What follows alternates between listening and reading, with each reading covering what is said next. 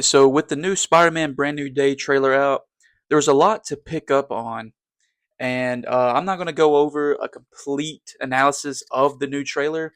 I just wanted to kind of pick apart the major things that I saw. So one of the things that caught my attention was the fact that we got Hulk back, Savage Hulk, the Hulk that we got in Avengers Age of Ultron. I really wouldn't say Thor Ragnarok was a great display of the Hulk that we're getting in this movie. But if I had to say anything, I would say that Avengers: Age of Ultron was the best portrayal of the Hulk character that we have seen in the MCU timeline. Some people in the community think that this version is he's going to be the Gray Hulk. I'm not too familiar with the Gray Hulk, honestly. From the trailer's perspective, it looks like he's keeping his same green color, which is really cool. I mean, it really wouldn't matter to me if he turned gray or if he just kept his green color. The most important thing is that we're actually getting the comic accurate Hulk back, and I'm really excited to see what they do with this character from here on out. I don't really trust Marvel and Disney to give us this Hulk in every movie. They didn't do so good in Thor Ragnarok. They sure didn't do good in Infinity War and Endgame. I'm still upset that we never got that Thanos and Hulk rematch. It was very, very interesting to see how Hulk has evolved from Endgame to She-Hulk series to now Brand New Day. I believe it was the post-credit scene of Shang-Chi where we see Bruce Banner in a holographic kind of video display, and he's wearing the same device that he's got in Spider-Man Brand New Day. Now, I know it's been a while since I've seen She-Hulk season 1. I only gave it one watch, but I can't remember necessarily what is keeping him from being the smart Hulk. There's kind of hopefully we get an explanation about what happened between the events of She-Hulk and Brand New Day that kept him from reverting back to Smart Hulk and stayed in his Bruce Banner form. And why can't he transform into the Smart Hulk again? He's not wearing this machine, this device on his arm or on his wrist rather. Why does that bring out the Savage Hulk? It's going to be really interesting to see how they tie those ends up. Uh, I have some more that I'll say about this Hulk scene later on in the video. Everyone's been wondering what character Sadie Sink is going to be playing in this movie. I personally believe that she's going to be playing Jean Grey. Now, in this new trailer, we can see her kind of jumping from mind to mind, and what I mentioned about the Hulk that I said I was going to bring up later, this kind of goes along with it. But in the trailer, she controls the Hulk too, and she's the one who makes him Hulk out. We've kind of seen that in Age of Ultron when Wanda Maximoff got into Bruce Banner's mind, and then he hulked out and went on a rage. I really wish they would have let us, see what triggered his reaction because we got to see Captain America's fear, Thor's fear, but we never got to see the Hulk's fear, which would have been really, really interesting to see. Even if they would have showed us events from the 2008 Incredible Hulk movie, which would have been really nice. Even though those were different actors portraying the Bruce Banner character, it's still the same MCU canon Hulk character. So Sadie Sink's character is on the run, and she's jumping from mind to mind using her telepathic abilities. And we actually see her talk to Spider-Man in this new trailer. I can't necessarily remember which government alliance is the one that's hunting her down, but maybe they try to talk Spider-Man into capturing her. It would make sense why Peter would be going after her because she's causing chaos throughout the city. Whatever government alliance is after her, so it would only be natural that Spider-Man would be after her too. But I don't think that she's the villain of this movie. I know that she's been centered as that. Um, Besides the side villains that have been shown in the trailer, I don't think that she's the overall threat of this movie. I think eventually, towards the end of the movie, I'm. It's going to make sense when I get to that part of the video, but I think that she's going to end up teaming up with the Punisher and maybe Bruce Banner and obviously MJ and Ned to take down the real threat of this movie. We have Michael Mando playing Scorpion, and Michael is also played in Better Call Saul as Nacho Varga from the Breaking Bad series. He was also in Spider-Man: Homecoming. He had a little stint in that movie. He got arrested after the boat scene. It's really a shame that it took so long to get another Scorpion appearance. And in this trailer, obviously, he has his armored suit. Uh, he's going to play a little bit of a part in this movie, but like I said, he's just a side piece to get Peter's reputation up a little bit throughout the movie. I don't think he's going to be super important. Now, the actor, I don't know if I butchered that name or not, Grondon, he's playing Tombstone. Now, we also saw the league called The Hand in this trailer as well, in both trailers that have released. I don't know if maybe Tombstone and The Hand are linked somehow. Maybe they're working together to further maybe some kind of drug empire or a contraband empire, whether it's weapons, drugs, whatever. I'm not. Maybe they'll be connected. Maybe not. I'm gonna be honest. I'm not too familiar on The Hand. I'm not. I know that they were in Daredevil, and they were also in the Defender series. So I'm not too sure about their overall role of this movie. Honestly, I could care less to see what they do in this movie because I don't think that they're super important. I could be totally wrong though, and it's fine if I am. But I just don't know if they're the I don't know if they'll really play a big factor in this movie. We also got Boomerang, which some people have speculated that Boomerang will actually be the guy that MJ's dating in the first trailer. His name is Amon Esfand. I apologize if I got that name wrong as well. But a lot of there's some report. I can't remember where this report came from, but there was a report that said that Boomerang, the the the the character playing Boomerang, has already been shown in the trailer. So it only makes sense that it would be MJ's new boyfriend that she has in the first trailer of this movie. The trailer, Peter is talking to Bruce Banner about, you know, that device you created, the one that you wear on your wrist. It can actually, suppress mutations that you're going through, and like, how do you keep the good mutation, that stays, and how do you get rid of the bad mutation? And because in the trailer also, Peter says that he's losing control of his mind, and you see this through whenever they show his eyes. I don't. I guess some people say it's a red color. Some people say it's a black color. It looks more black to me. But anyway, his eyes change, signaling that he's kind of hulking out in a sense. His version of that anyway. Um, I personally believe that he is trying to replicate that device that allowed Bruce Banner to suppress the Hulk side of himself. And Peter wants to suppress his mutations, but I don't think that that's going to work out too well for him. I don't know if he's going to completely lose it whenever he's fighting one of his villains in this movie. Um, I do have a theory that that fight scene with the Hulk, where Jean Grey or Sadie Singh's character is controlling his mind, I do personally think that we're gonna see Spider-Man have to kind of put in a little bit more effort on that fight because this is the Savage Hulk. I know we haven't gotten, like I said earlier in the video, we haven't gotten many great representations of that character. But purely on a comic book standpoint, I feel like this version, at least for this movie, he's going to be super strong and a lot more powerful than he's been even in like Avengers Age of Ultron or the first Avengers movie. So I think Peter, maybe either not intentionally, but I do think that that fight will result in him kind of hulking out on his own. His eyes are going to turn that black or reddish color. But I do think that he's going to hurt the Hulk so bad that he's going to, transform or revert back to Bruce Banner. Here's the big part of this video, the main event of this video, the theory that I've discussed with some of my friends.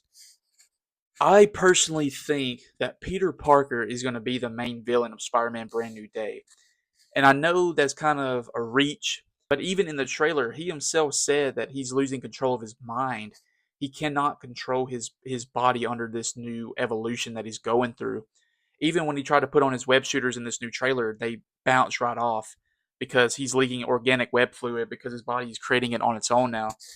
We see how strong he is when he takes down the scorpion in the trailer, and I really believe, I don't know if Disney and Marvel has guts to make Spider-Man the villain of his own movie. I think it would be different. I think it would be very interesting. I don't think it'd be a problem at all, honestly. Um, Whether or not they go down the full path of him becoming the Man Spider, like in the Spider-Man animated series, where he actually has like a giant spider head and he's got extra arms coming out of the side of his body. I don't know if they'll go that far into it, but if they did do that, I believe that it would be saved for the end of the movie. Now, so if let's say that does happen, what is the result? Me personally, I don't think that subduing him and kind of taming those mutations where he'll be back to his normal Peter Parker self. He'll still be evolving, of course, but his Hulk out will be suppressed. I don't believe that subduing him would be the answer. I believe, honestly, I hope they go this direction just because it would be something different and it would be kind of courageous for Disney and Marvel to pull off. Because I don't know, like I said, I don't know if they have the confidence to do that. Maybe they think this would kind of drive fans away, maybe, or leave them confused.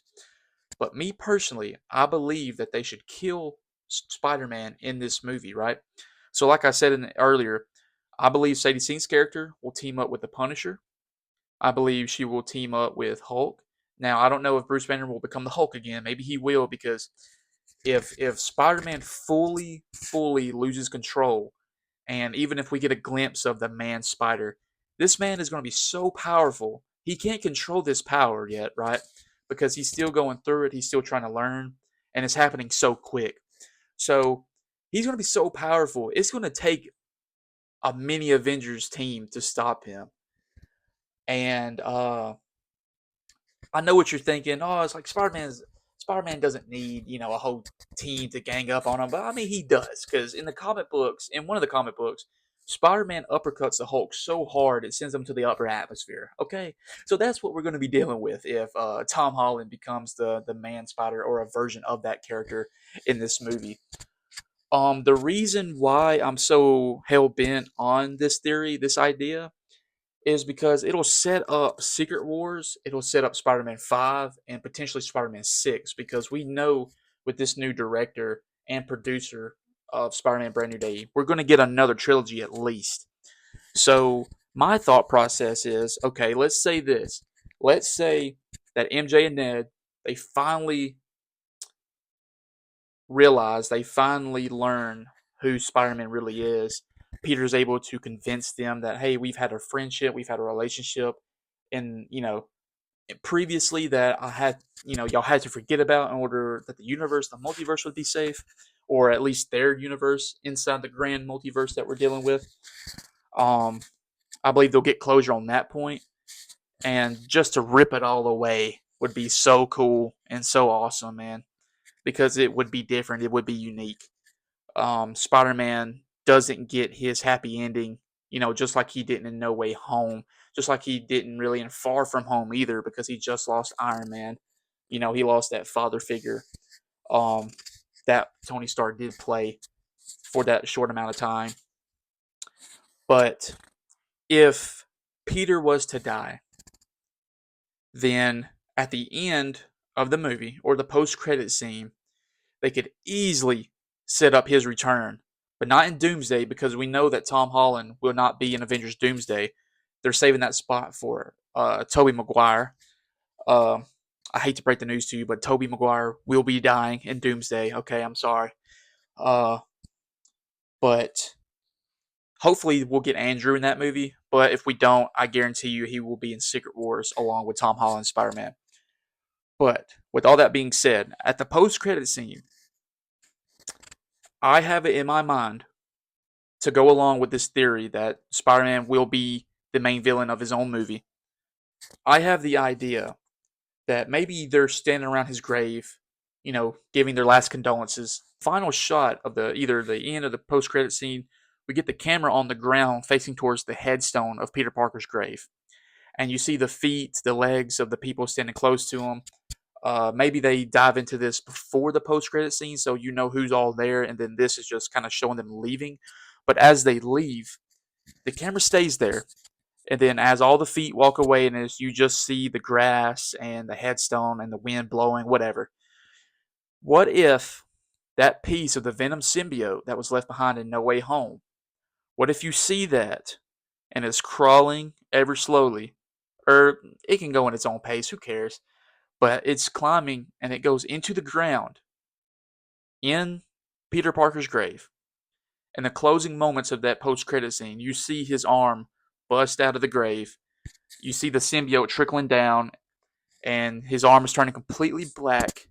Uh, you got that square white thing uh, design that he has in the comic books to show a good representation of a comic book accurate symbiote suit, and that would set up not only his return for Secret Wars, but also it would make his return for Spider-Man 5 be that much more impactful.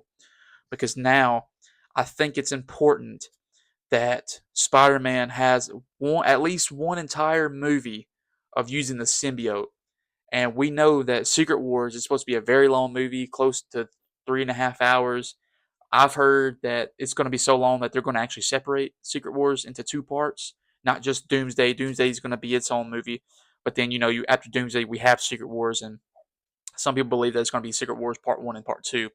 I don't know. It really doesn't matter, but I believe that it would be very interesting to see Tom Holland use that symbiote suit the whole entire movie of Secret Wars, and he'll go into battle with Doom and on Doom World to fight to save every universe of the multiverse, or at least his universe. Because I believe, and I might talk about this in another video, but I do believe that's going to be the plot of Secret Wars, is that there's going to be a team from each surviving universe or each remaining universe, and they're going to have to fight, kind of like if you've ever seen Dragon Ball Super, the Tournament of Power, where if you get eliminated, each member of the team gets eliminated, your universe is gone, it's wiped.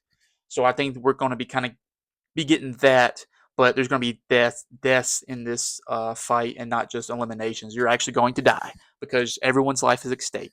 Because Doom only wants one universe left in the entire multiverse, so he can rule over it. Um, but yeah, I believe seeing Tom Holland fighting to save the 616 main continuity timeline would be so much more cooler if he was in the symbiote suit, especially if we get Andrew Garfield in there defending his universe as well. Because the colors would kind of contradict each other, or not contradict, but contrast each other. Because their suits are very much similar to each other, so it would be unique and kind of something different to see that instead. So we get Peter using the symbiote suit in the entire Secret Wars movie. Maybe the symbiote also helps him get a control over these new mutations that his body's going through. Maybe it suppresses them. Maybe it makes them easier to deal with, because the symbiote will bring its own sort of power to Tom Holland. It will make him a lot more stronger than these mutations are giving him in Brand New Day. Um, he should not lose the symbiote in Secret Wars. He should keep it the whole movie, and then in Spider-Man 5 is when we maybe see, like, hey, I've had this suit for a while now. It's making me, you know, it's making me a lot angrier. It's increasing my power a lot more than it did in Brand New Day. It's making me a jerk, like the Bully Maguire in Tobey Maguire Spider-Man 3. So he'll have to maybe get rid of it in a comic book fashion, of course. Maybe he meets Eddie Brock. Maybe Ned gets the symbiote. I don't know. Probably it would be a bad idea, but just something different to throw out there. Um, maybe maybe he is allowed to keep it in Spider-Man 5. Uh, because if they were to do this for Spider-Man 5, let's say Spider-Man 5 is going to be a Kraven's Last Hunt movie. So, Peter's allowed to have the symbiote suit in this movie against Kraven, and he eventually loses it after beating Kraven, or Kraven drops the symbiote off of him in whatever manner. And then Spider-Man 6 will be the culmination of the Venom character, and Spider-Man 6 can be either all about Venom and Carnage. Because I'm gonna be honest, that would be pretty cool. I don't think it'd be Tom Hardy's Venom. I think it'll be a new Venom. Maybe Tom Hardy will voice this Venom, even though he won't be playing Eddie Brock, because in the Venom movies he voices Venom and Eddie Brock, obviously. So it would be interesting to see if they'll keep him around just for the Venom character. Um, Got to have a new Eddie Brock for the MCU if they want to bring in Venom as a villain for Spider-Man in this new trilogy or the trilogy after. Um, but yeah, guys, hopefully these ideas will come to fruition. Maybe they won't. It was just on my mind. I thought it'd be cool to record it and get it down and see what you guys thought about it. Let me know down in the comments what you guys think, because I would personally love to hear and read all of your theories, all of your speculation, or what you think the direction should be for this new trilogy of Tom Holland Spider-Man movies. Um, Let me know, even down in the comments. Let me know what you think is if he gets a third trilogy of movies, which would be spectacular. What you think the direction of those three movies will be. But I know it's kind of hard to speculate whenever we just started this new trilogy. But yeah, guys, leave a like on the video, subscribe if you're new, and I will see you guys in the next video.